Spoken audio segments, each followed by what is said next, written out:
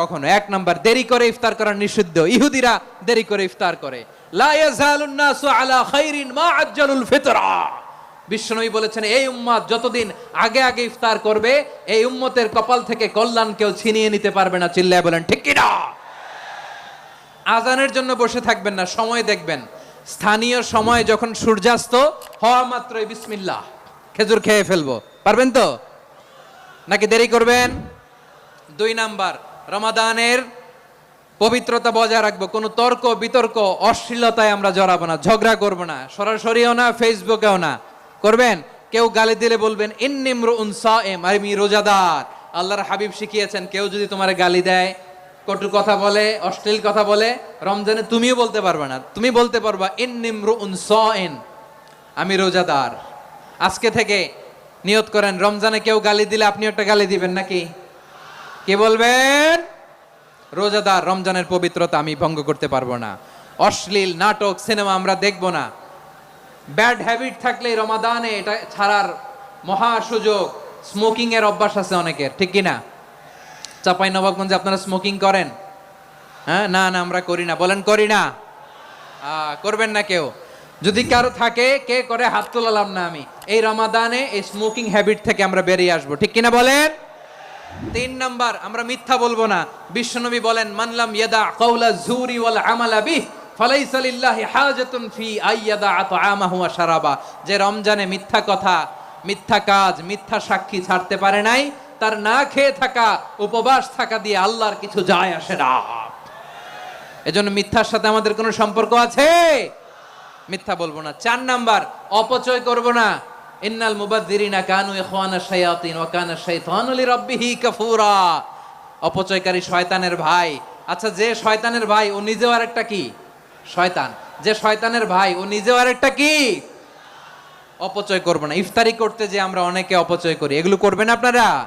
না, অপচয় অপব্যয় করব না। 5 নাম্বারে, রিয়া, লোক দেখানো ইবাদত আমরা করব না। লোক দেখানোর জন্য নামাজ, রোজা, জিকির, তেলাওয়াত, দান সদকা এগুলো করলে আল্লাহর দরবারে এগুলো কবুল হবে?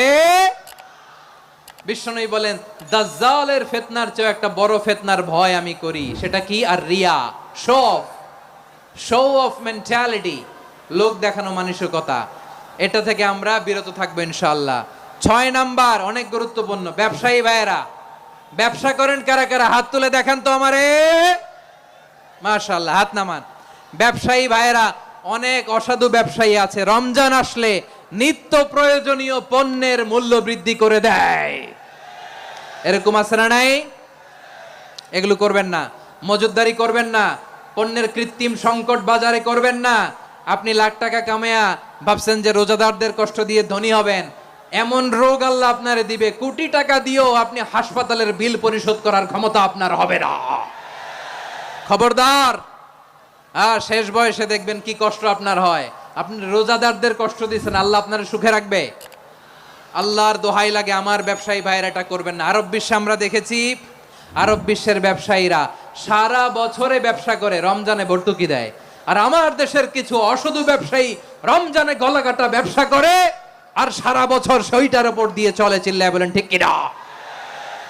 করবেন না, এটা করবেন না। নিত্য প্রয়োজনীয় পণ্যের মূল্য বৃদ্ধি করা হারাম, পণ্যের কৃত্রিম সংকট তৈরি করা হারাম, মজুদদারি করা হারাম, রোজাদারদেরকে কষ্ট দেয়া হারাম। এটা করবেন না।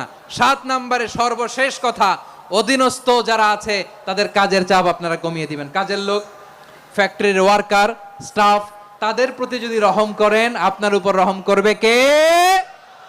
রমাদান যেমনি দ্য মান্থ অফ হোপ, আশা জাগানিয়া মাস, এট দ্য সেম টাইম এই রমাদান হচ্ছে মান্থ অফ ওয়ার্নিং, একটা ওয়ার্নিং এর মাস। নবী যেমনি আশা জাগাইছে, আবার ওয়ার্নিং দিয়েও গেছে, খবরদার। ওয়ার্নিংটা কেমন? আল্লাহর হাবিব সাল্লাল্লাহু আলাইহি ওয়াসাল্লাম মসজিদে নববীর ভেতরে, হঠাৎ তিনি মসজিদে নববীর মিম্বারে পা রেখে বললেন আমিন। দ্বিতীয় ধাপে পা রেখে বললেন